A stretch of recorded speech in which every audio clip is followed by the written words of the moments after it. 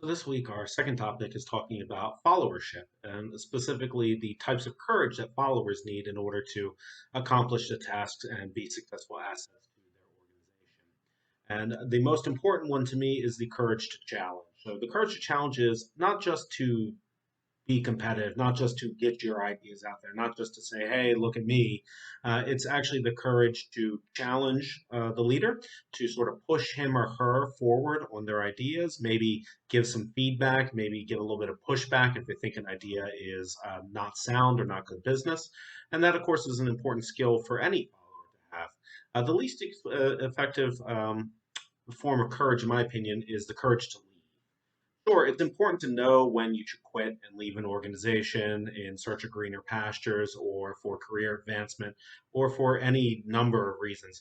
However, I think it's the least important skill, mostly because it sometimes isn't courage that you need so much as motivation. There are times where you just realize you're not getting where you need to be and it's okay to walk away. That does take a little bit of courage, but nothing like the others. I think the courage to challenge is really paradigmatic of a good follower. You have to be willing to stand up for your opinions. You have to be willing to confront the leader. You have to be willing to push his or her buttons a little bit. In the recent presidential election, there was thinking back to the Obama years. And Obama, when he chose Joe Biden as his vice president, said something along the lines of, I want Joe to be the last guy in the room.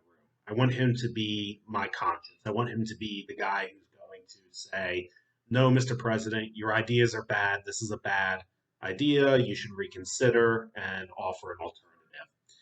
It doesn't mean that Obama would always go along with that suggestion, but it meant that he was giving Biden the authority, the freedom to hit him face on with some hard truth, and that I think is something that a good leader needs to sort of proselytize a little bit about, sort of convince his followers that it's a good idea.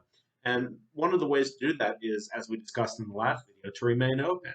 Little things like huddles that give you a chance for push and pull, more formalized one-on-one sit downs with your employees where you push them a little bit, say, hey, what am I good at as your leader? What am I bad at? If you want to say something to me that's negative, that's fine. I need to know it. Like, where can I improve?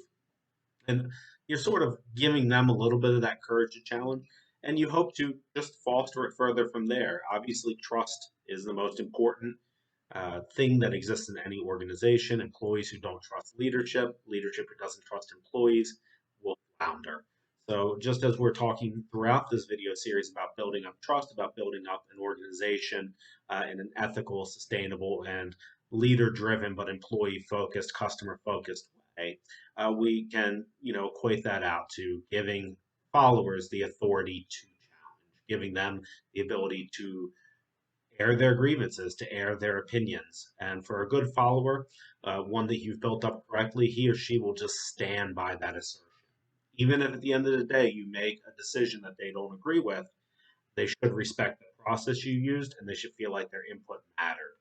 And creating a culture that respects and encourages that sort of behavior is the kind that's going to lead you down the path of recognizing all the courages that a follower needs, but especially the courage to challenge. And hopefully, if you're successful, you'll nip in the bud the challenge to leave because people won't want to leave your organization. At least that's the goal.